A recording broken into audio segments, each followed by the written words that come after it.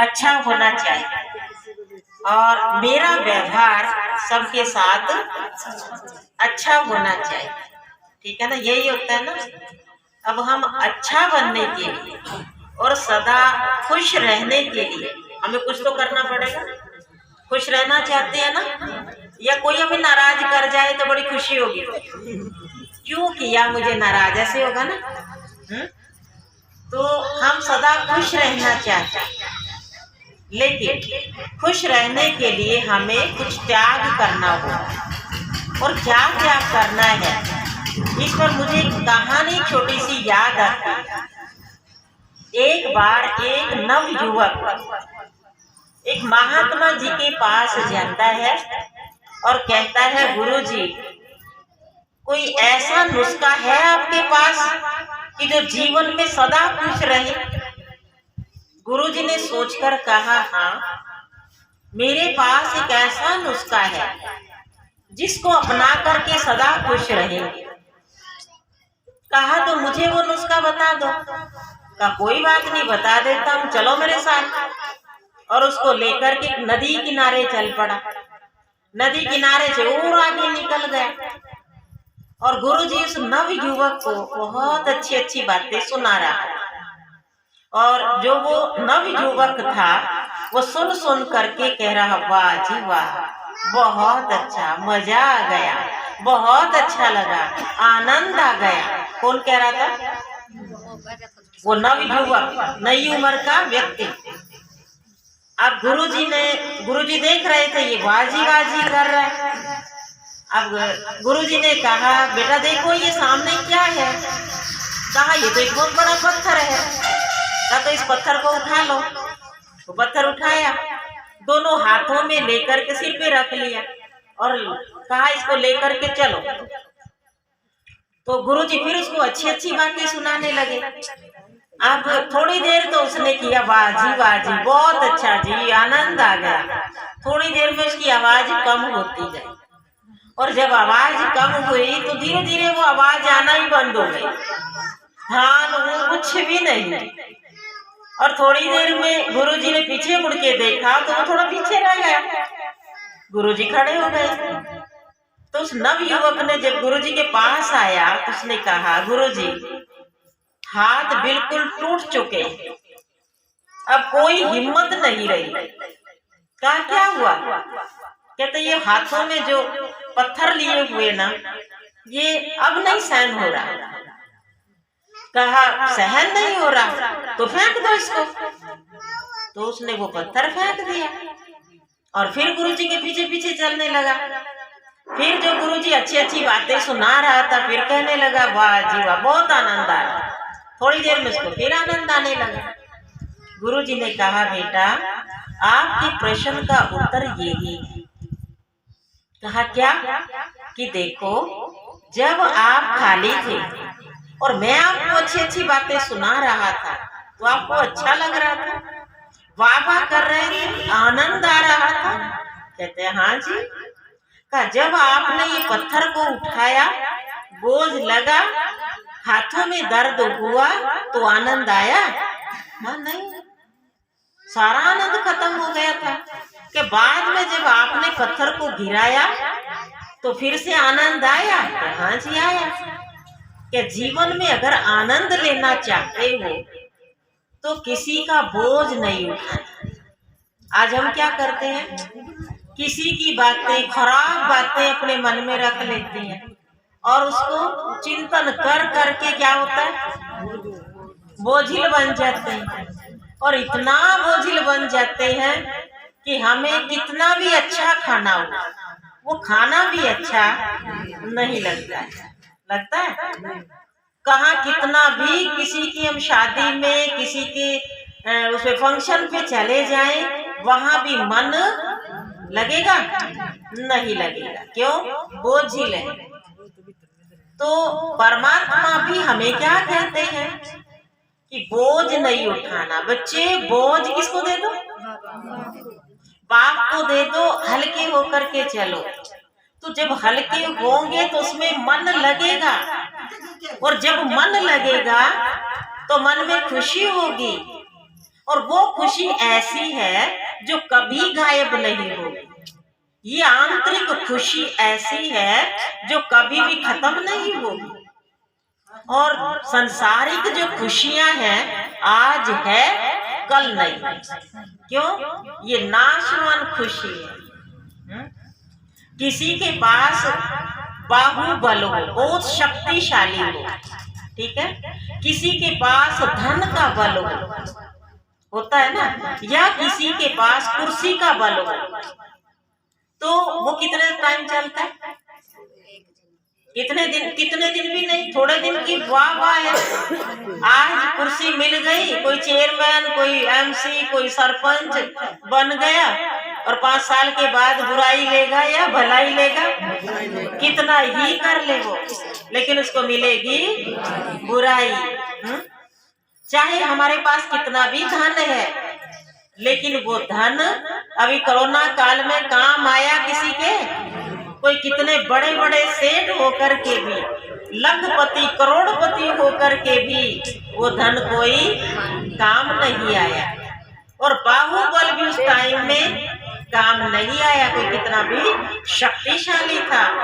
Corona ने सबकी कमर तोड़ डाली थी, भय पैदा किया था। गुजरात में कई वर्ष हो गए एक हादसा हुआ था, एक ऐसी आपदा आई थी जिसमें 1 सेकंड में करोड़पति से रोडपति बन गए, है ना, सब खत्म हो गया था।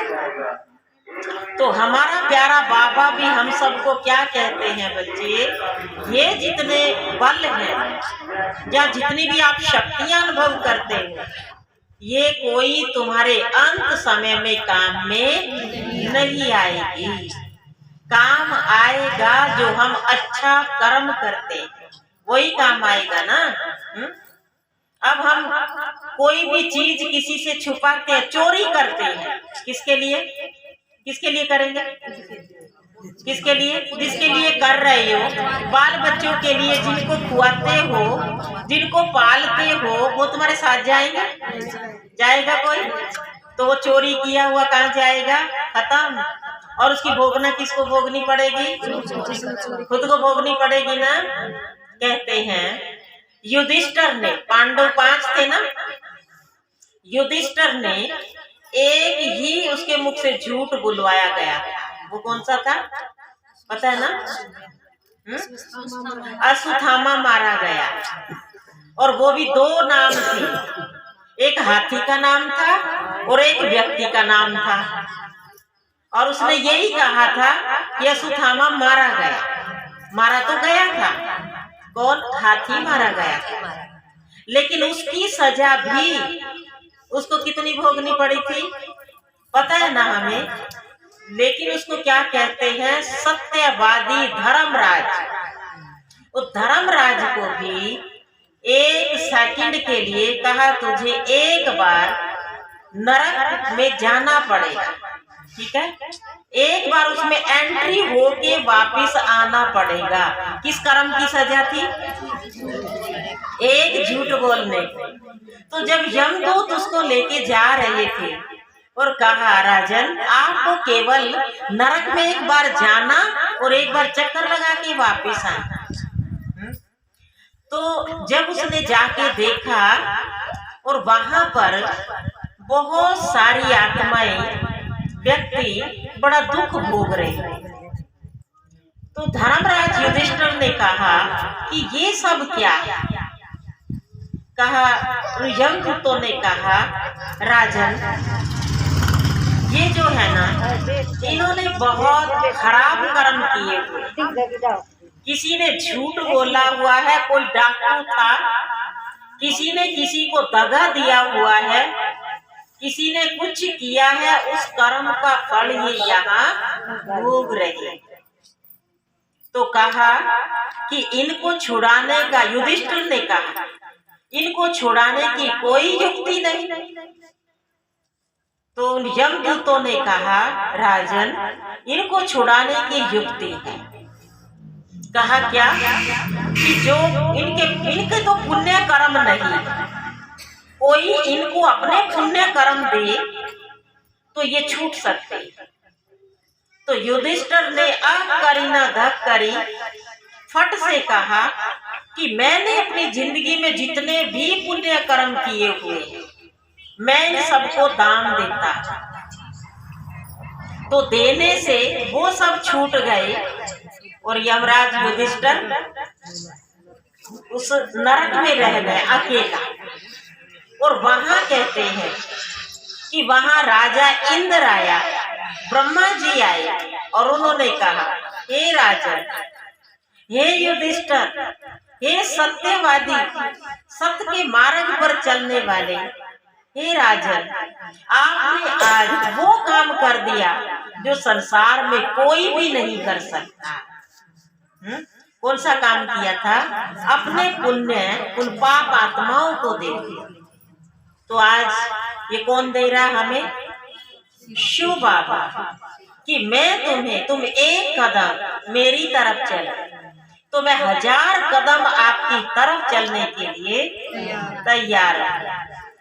हम कितना किसी से नफरत कर लेते हैं।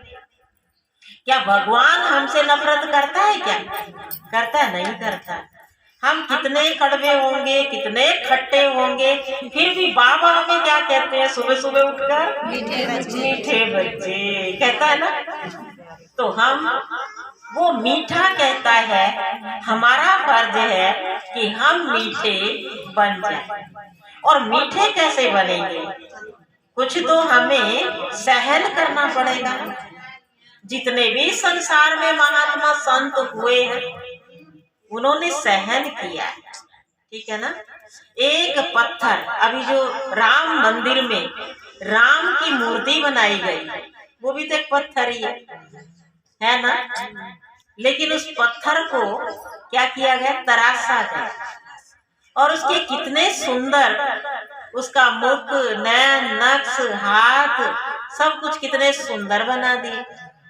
है तो वो एक पत्थर है, लेकिन वो पत्थर भी पूजनीय, दर्शनीय, योग्य बन गया। तो कैसे बने? कैसे बने? कितना उसने हथौड़ी और छेनी की चोट खाई होगी। कहते इस पर एक छोटी सी बात बताते हैं ना। एक बार एक पत्थर को तराश कर एक नया मंदिर बन रहा था, उसमें मूर्ति बनानी थी। तो कहीं से जो पत्थर लेके आ रहे थे तब कहा इस पत्थर की वैल्यू क्या है? तो गुरु के शिष्य ने कहा इसकी कोई वैल्यू नहीं। कहा फिर भी कि ज्यादा से ज्यादा इसको 5 रुपए का दे देगा कोई। कहा ठीक है, खरीद लो। खरीदा। फिर मूर्तिकार को बुलाया गया और उसको एक सुंदर सी मूर्ति बना दी गई। तो फिर पूछा शिष्य से, अब बताओ इसका मूल्य क्या होगा? कि अब तो इसका मूल्य बहुत हो गया।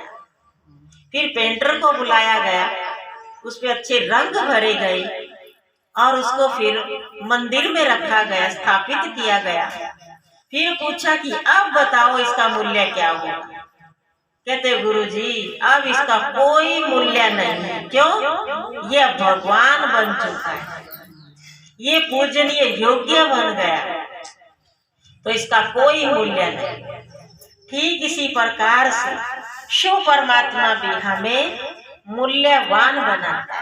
कहा ना मुरली में, मैं तुम्हें हंस बनाने आया। बगले हो गए थे हंस, लेकिन तुम बगुले बन गए और मैं फिर से तुम्हें हंस बनाने आया। और हंस किसको कहते हैं? जो मोती चुगने वाला, सबके गुणों को देखने वाला, उसको हंस कहते हैं। और बगुला जो सबकी कमियों को देखने वाला, गंदे काम करने वाला, वो है बगुला। तो हमें सबको क्या बनना है? हंस बनना है ना। वैसे भी सब हंस जैसे लग रहे, व्हाइट व्हाइट, बहुत सुंदर लग रहे हैं। तो हम सबको हंस बनना है, पर हमें बहुत सारी बातें हंस बनना है ना, सहन करना पड़ता है। तभी कहते हैं कि महात्मा बुद्ध ने जब सहन किया और जब उसका जीवन निखर गया, तब उसको महात्मा बुद्ध कहा गया, बुद्ध बन गया। वो नाम थोड़ा ही था और महात्मा नाम दिया गया। जैसे हमारे महात्मा गांधी जी थे, अब वो कोई महात्मा थोड़ा ही थे, एक साधारण इंसान थे। लेकिन जब उन्होंने भारत देश के लिए इतना बड़ा काम किया, भारत देश को आजाद करवा दिया, जिसकी आज बदौलत हम आजादी से बैठे, पहले इतनी आजादी थोड़ी ही थी।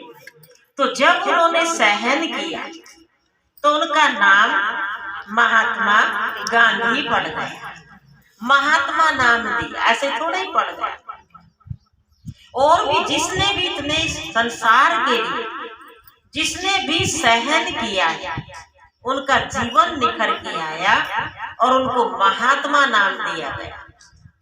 अब बारी हमारी, अब हम इस घर परिवार में रहते, हम कितना सहन करना पड़ता है ना। देखो, पहला इस तन को कुछ हो जाए सहन करना पड़ता है ना, कुछ भी हो जाए, ठीक है। घर में कोई उल्टा काम कुछ भी हो जाए, आप बड़े हो तो आपको सहन करना पड़ेगा। घर में कोई ऐसी बात हो जाए, किसी मित्र संबंधी को कुछ हो जाए, किसी की मृत्यु हो जाए, तो भी क्या करना पड़ता है? अगर सहन नहीं करेंगे ना तो पागल हो जाएंगे। तो धैर्य रखना पड़ता है। सहन करने के लिए धैर्यता का गुण चाहिए, और जहाँ धैर्यता का गुण है, सहन करना आसान हो जाता। इधर ही देख लो माता जी, वो आएंगे बैठ जाएंगे, इधर ही रहो। तो सहन करने के लिए हमें क्या चाहिए? धैर्यता चाहिए। जहाँ धैर्यता होगा वह सहन करना आसान हो जाए। या कोई ऐसी कोई आफत आ जाए, जैसे भी कोरोना काल आ गया था, तो कितना सहन करना पड़ा। जो कभी घर में नहीं रहे होंगे उनको भी घर में रहना पड़ा। क्यों? मजबूरी थी, है? या कोई सरकार की तरफ से कोई ऐसी आफत आ जाए, कोई घाटा डल जाए, कोई टैक्स वाला कोई काम ऐसा गलत हो जाए, तो भी हमें सहन करना पड़ता। तो हमें जीवन के अंदर सहन तो बहुत करने पड़ते हैं, लेकिन ये 6 बातें सहन करनी पड़ती है। शरीर की, मित्र संबंधी की, घर परिवार की, कोई आफत आ जाए उसकी, सरकार की तरफ से।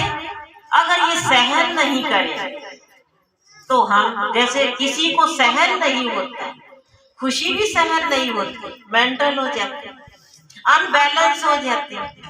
और जब अनबैलेंस हो जाते हैं उनको कितना दुख होता है। इसलिए ये कहते दुआ करो, हे भगवान कोई भी अपने माइंड से डिस्टर्ब ना, क्योंकि सब झेला जाता है। सबको हम सहज ही, कोई घाटा पड़ जाए सहज सह लेते, ठीक है ना। कोई ऐसी कोई घटना घट जाए सही जाती है। अगर ये कितना कीमती है, ये दिमाग कितना कीमती है। अगर यही डिग जाए तो इंसान कुछ भी संभाल नहीं सकता, कीमत इसकी है। अब इसको बचाने के लिए हमें सशक्त करना है, मजबूत करना है। और मजबूत करने के लिए ये जितनी भी सांसारिक शक्तियां हैं ये काम नहीं आएगी, या तो आध्यात्मिक शक्ति काम आएगी, ठीक है ना। आध्यात्मिक शक्ति या स्वयं की पैदा की हुई शक्ति। जब हम कोई भी संकल्प करते, जैसे हमें बहुत सारी चीजों की जरूरत है, शांति की जरूरत है, खुशी की जरूरत है, और स्वयं को शक्ति देने की जरूरत है। इन चीजों की हमें जरूरत है। ये मिलेंगी कहाँ से, है ना? ये अंदर ही। लेकिन अंदर में मर्ज दबी हुई। परमपिता परमात्मा आकर क्या कहते हैं बच्चे, वो शक्तियां तुम्हारे अंदर है और उस अंदर में जो शक्ति है उसको इमर्ज करो, याद करो कि मैं आत्मा तो शांत स्वरूप थी। अगर हम शांत स्वरूप नहीं थे तो हमें शांति की आवश्यकता नहीं, ठीक है ना। हम कोई भी कहीं भी बैंड बाजा बज रहा हो, कोई ज्यादा शोर हो गया हो, क्या कहते हैं भगवान बस शांति दे, यही कहते हैं ना। क्यों नहीं अच्छा लग रहा वो बैंड बाजा, क्यों? शांति की अनुभूति हमने की हुई है। जब कोई दुख की कोई ऐसी घटना होती है तब कहते हैं हे परमात्मा सबको सुख देना। इसका मतलब हमने सुख का टेस्ट किया हुआ है। आनंद दे, आनंद में रहना चाहते तो आनंद इस दुनिया में नहीं आता, आएगा क्या? और अगर किसी पार्टी में जाने से, अगर कहीं अच्छा खाना खाने से आनंद आ भी गया, अगले दिन पता चलेगा आनंद था क्या था। जब डॉक्टर के पास जाना पड़ेगा तब पता चलेगा कौन सा आनंद था, ठीक है ना। तो आनंद ये आंतरिक शक्तियां जैसे देवियों को दिखाते हैं ना। देवी को एक कुमारी कन्या को माँ का रूप दिया, माँ का कहा ना, कुमारी कन्या को माँ कैसे कह सकते, ठीक है। दूसरा उनको हिंसक दिखा दिया, उसके हाथ में तलवार भी दिखा दी, गदा भी दिखा दिया, और क्या दिखाते हैं, कमल का फूल भी दिखा दिया, शंख भी दिखा दिया, सारा ही कुछ दिखा दिया। तो एक ही काम हो सकता है, या तो वो सबको सुख दे सकता है इंसान या दुख दे सकता है। तो वो हिंसक कैसे, हिंसा नहीं कर सकते। तो हमें जो आज जो परमात्मा कहते हैं अलंकार जो थे, जो देवियों को दिए थे, वो तो तुम्हें जरूरत है। क्योंकि हमारे पीछे ही रावण पड़ा है, देवियों के पीछे थोड़ा ही पड़ेगा। 5 बुराइयों पे जीत किसने पानी, हमें पानी है ना। तो गदा की जरूरत किसको है, तलवार की जरूरत किसको, हमें जरूरत है ना, है हमें माया को भगाना है ना। लेकिन बाबा जब ये बात कहते हैं बच्चे तुम्हें मैं अलंकार नहीं दे सकता हूँ, क्यों नहीं दे सकते? कहा ना बाबा ने कल परसों की मुरली में, तुम्हें मैं अलंकार नहीं दे सकता। पता नहीं किसके सिर में ठोक दोगे, उल्टा सुल्टा काम कर दोगे, हैं? इसलिए मैं तुम्हें अलंकार नहीं दे सकता। एक बात और कहते हैं बाबा कि मैं तुम ब्राह्मणों की माला भी नहीं बना सकता। क्यों नहीं बनाते? कभी देखेंगे बाबा सबसे ऊपर वाले नंबर में है, थोड़ी देर में देखा अवस्था ऊपर नीचे होती रहती है, तो ऊपर से एकदम नीचे वाले में आ जाएंगे। इसलिए तुम्हारी माला भी नहीं बना सकता। एक और कहते हैं बाबा तुम्हें एक और मैं नहीं दे सकता। वो कौन सी चाबी नहीं देते? दिव्य दृष्टि की चाबी नहीं देता। क्यों नहीं देते? हाँ, पता नहीं किसको उल्टा सुल्टा दर्शन करवा देंगे, है ना। तो इसलिए ना तो मैं तुम्हें दिव्य दृष्टि की चाबी देता, स्वर्ग की बादशाही दे सकता, ठीक है, लेकिन दिव्य दृष्टि की चाबी नहीं देता। स्वर्ग में भेज दूंगा। दूसरा तुम्हारी ब्राह्मणों की माला नहीं बनती। तीसरा तुम्हें मैं अलंकार नहीं दे सकता। पर ये सारे अधिकार मैंने तुम्हें दे दिए, तुम ऐसे अलंकारधारी बन जाओ, ठीक है ना। ये कहा ना बाबा ने अलंकारधारी बन जाओ। तो बना भी किसको रहा, हमें बना रहा है। फिर बाबा ये बात और कहते बच्चे तुम मानो या ना मानो, लेके तो तुम्हें ही जाऊंगा। आज भी काम कर ले, तुम्हें लेके जाऊंगा। आज बाबा ने कहा तुम्हें सुख की दुनिया में ले जाता। बाप है सुख और शांति का टावर ऊंचा। हम पहले शिवालय बनाते थे तो ऊंचे बनाते थे। क्यों बनाते थे? क्योंकि परमात्मा के रहने का स्थान ऊंचा है। वो ऊंचे से ऊंचा रहने वाला है, परम धाम की रह बस, इसलिए उसको ऊंचा स्थान दिया। और आज बाबा ने इतनी अच्छी बात कही, मैं शांति का टावर हूँ और सुख का भी टावर हूँ, लेकिन तुम्हें मैं सुख की दुनिया में ले जाने के लिए आया। तो सभी चलने के लिए तैयार है। ये 2 ही 3 जाएंगे बस, बाकी तो कोई नहीं जाएंगे, सब जाएंगे। अपनी अपनी गारंटी ले लो, नहीं सब जाएंगे। अपनी अपनी गारंटी ले लो कि मुझे जाना है। भगवान किसके लिए आया? किसके लिए? हमारे लिए नहीं, ना ना, मेरे लिए। भगवान किसको पढ़ाता है? मेरे को पढ़ाता है ना। वो किसका बाप है? ये तो नहीं कहोगे ना सबका बाप है, क्या कहेंगे? मेरा है। तो भगवान मेरा है, मेरे लिए आया, मेरे कल्याण के लिए आया, ठीक है ना। तो वो मेरा ही कल्याण कर रहा है, इसलिए हम उसको जन्म जन्मांतर याद करते आए। ठीक है, हमने सतयुग और त्रेता में उसको याद नहीं किया, और द्वापर और कलयुग में तो हमने कोई कमी नहीं छोड़ी। क्यों? क्योंकि हमें जरूरत। और ये भी नहीं आपने भी कोई भक्ति नहीं की होगी, पता नहीं किस पहाड़ पे बैठ के कहाँ भक्ति की होगी, है ना, की है ना। उसका फल आज भगवान हमें मिला है, तो हमें कितनी खुशी होनी चाहिए। और सबके चेहरे बता रहे हैं कि हमें खुशी है? और आज ये सभा को देखकर शिव बाबा भी कितना खुश होगा। वाह जी वाह, जहाँ से अष्ट देवियों ने जन्म लिया, वहां पर की माताएं कितनी खुश है। तो आप सबको अपने ऊपर नाज होना चाहिए कि मैं भगवान की बच्ची हूँ, मुझे भगवान पढ़ाता है। और इस कलयुग के अंत में, इस गिरे हुए जमाने में, इस कलह कलेश की दुनिया में, और परमात्मा ने मेरा हाथ पकड़ लिया। मेरा कितना बड़ा सौभाग्य है। और मैंने ऐसा कौन सा कर्म किया जिसका फल मुझे आज मिला। कहते हैं ना, किसी का लिया दिया के आ गया, ऐसे बोलते हैं ना। तो किसका लिया दिया के आ गया? आपका ही लिया दिया के आया होगा, दूसरों का तो नहीं आता। आता है क्या दूसरों का?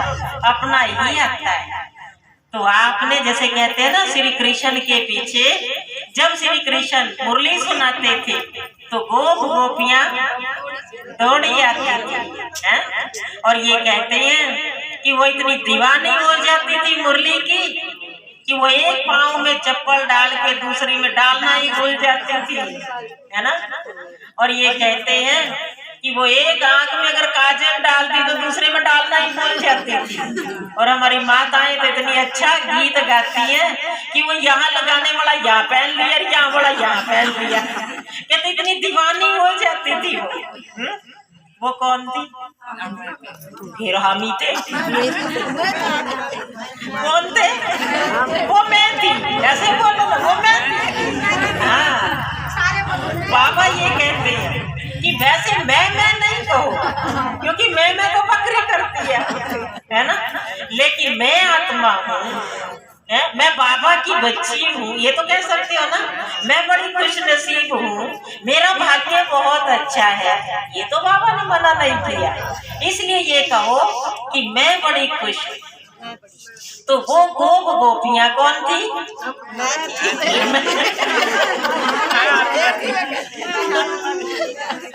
वो मैं थी, है ना।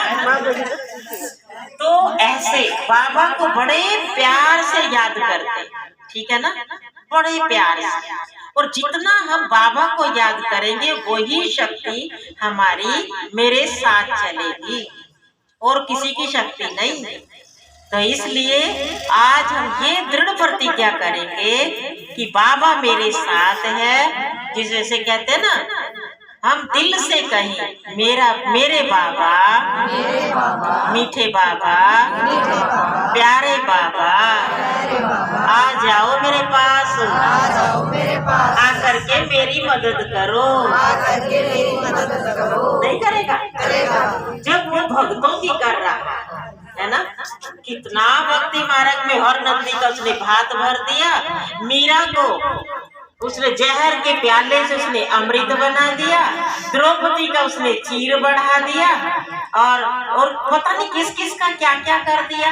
वो तो भक्ति थी, लेकिन आज वो आया हुआ है तो वो हमारे काम नहीं संवारेगा, संवारेगा ना, है तो संवार रहा है। दिल से कह के देखो कि वो मेरा काम संवारता है। एक रिसालवा में 14 वर्षों से माताएं मुरली पढ़ रही, लेकिन अभी हम उसमें गए थे ना, शिवरात्रि का प्रोग्राम था। उन्होंने आपस में बात कर रही है। उनके बहन जी एक बात कहे, मैंने क्या कहो जी, कहते हैं यहाँ पे हमारे इस रिसालवा गांव में 14 साल पहले ईविल स्कूल का प्रभाव बहुत था, और हम कल परसों ये बात कह रहे थे आपस में कि अब नहीं है। एक माता जी कहते हैं जो बड़ी मतलब वही मुरली पढ़ते हैं, उनको सुनाते हैं, कहती है अगर अभी भी ये काम होगा तो हमारा 14 साल की तपस्या का क्या होगा। और बहन जी उस दिन से हमारे इस गांव में ये है ही नहीं, तो खुशी की बात है, ये है ही नहीं। तो बाबा मदद करता है या नहीं। वो माता खुद कहते मैं इस चीज से खुद पीड़ित थी उस समय, और जैसे यहाँ प्रदर्शनी लगी और मैंने बाबा को याद करना सीखा तो मैं इन चीजों से मुक्त हो गई। और तब से हम 25 माताएं मुरली पढ़ने में वो 21, 19, 18 रहती है, एक दो चार इधर उधर होती है, पर है वो पूरी 25। और जैसे वो प्रोग्राम करते पूरे गांव को बुलाते, और पूरे गांव को बुला के ऐसा प्रोग्राम करती है हर वर्ष।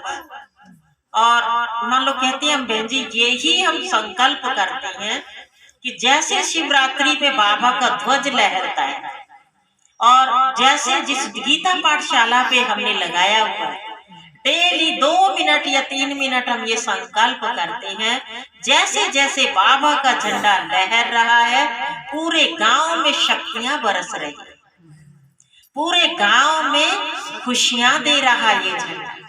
मैं भी सारे गांव को बुला रही हूँ। बहुत अच्छा, फिर देखो तभी तो इतनी सारी आ रही है। रात को बाबा को बोला था, अमृत वेले भी बोला था, 3 दिन से ट्रिप एक लिए घूम आई मैं टाइम पर से सारे गांव के आत्मा कोई मिठाई नहीं बना, मेरे को तो एक ली पे बैठा था आकर मोटरसाइकिल नहीं तभी तो ये पूरे गांव से आए हुए हैं ना, देखो ऐसे थोड़ा ही आ गया। तो इनको क्यों इतना संकल्प चला कि पूरे गांव को बुलाएं, कि पूरे गांव का उद्धार होना चाहिए। और वैसे भी जब कभी इतिहास लिखा जाएगा तो ये जयसिंहपुरा तो नंबर 1 आएगा। क्योंकि ये बाबा के घर के सबसे नजदीक है, ठीक है ना। और यहाँ की कितनी बहनें हैं हमारी, 8-9 बहनें हैं, और 10 भी अभी तैयार हो रही है। कहाँ पे पढ़ रही है ये हमें भी नहीं पता है ना। कमलजीत की भी है, और अभी हमारी नीलम की भी है। तो अभी तो और पता नहीं कितनी सारी पल रही हैं। तो देखो तभी हमारे वो दीदी आए थे ना, एक ममता दीदी इधर से राजस्थान से, एक बार याद होगा आपको, कुमारियों की ट्रेनिंग रखी थी जनवरी में, तो तब दीदी को बुलाया था। तो यहाँ पे 150 कुमारियां हो जाती थी, 150 कुमारियां, मान लो पढ़ने वाली सब ऐसे सबको बुलाते।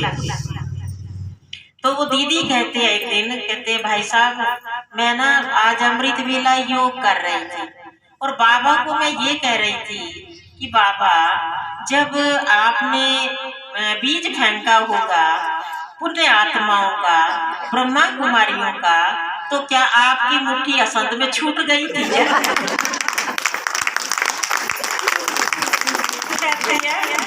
इतनी ब्रह्मा कुमारी कहीं से भी नहीं निकली, क्योंकि हमारी असंध की बहनें 30-35 बहनें, अरडाना से 4-5 असंध से, सालवन से, और भी जगह जगह की यहाँ की हैं। तो 30-35 बहनें, कितनी कम से कम 8-10 बहनें तो हमारी बाहर है, और कितनी 20-25 बहनें हमारी असंध में से ही जाकर के उत्तराखंड में सेवा कर रही हैं। तो कितनी बहनें हैं। तो दीदी को बहुत कहते, मुझे भाई साहब बहुत आश्चर्य हुआ कि यही मुट्ठी छूट गई थी क्या। कहते तेरे बड़े बड़े शहरों में, दिल्ली जैसे शहरों में क्या इतनी कुमारियां नहीं निकलती जितनी छोटे से है। तो एक देखने में कस्बा है पर इतनी कुमारियां यहाँ पर है, तो खुशी होती है ना। तो आप सबको भी खुशी होनी चाहिए। और सारी ही बहनें, हमारी जितनी भी बहनें हैं यहाँ की, सारी ही ऐसे मन खुश होता है कि लायक है। ये आपको इतनी खुशी होनी चाहिए कि हमारी जयसिंहपुर की बहनें, असंध की बहनें, जितनी भी बहनें हैं वो सारी लायक हैं। और वो सारी ही जो आज बाबा ने कहा कि तुम कौन हो, हंस हो, तो हंस जैसी बहनें। तो जोरदार ताली। तो आज हम सभी प्यारे बाबा को, जो आज ध्वज का प्रोग्राम रखा, शिवरात्रि का रखा। वैसे तो शिवरात्रि 8 मार्च की, ठीक है, लेकिन आज सभी तो 8 मार्च को एकत्रित नहीं हो सकते, पर 7 मार्च को जरूर होना, क्योंकि 7 मार्च को असंध में शिवरात्रि के उपलक्ष्य में बहुत अच्छा प्रोग्राम रहेगा और टाइम वही 10 बजे का रहेगा। तो आज हमने यहाँ जयसिंहपुर में मनाया। तो आपको सभी जयसिंहपुर निवासियों को शिवरात्रि की बहुत बहुत शुभकामनाएं। बधाई हो, बधाई हो, बधाई हो। तभी हम पहले गीत बोलेंगे, इतने ध्वज तैयार करेंगे, उसके बाद सभी मिलकर के ध्वज लहराएंगे हम बाबा का।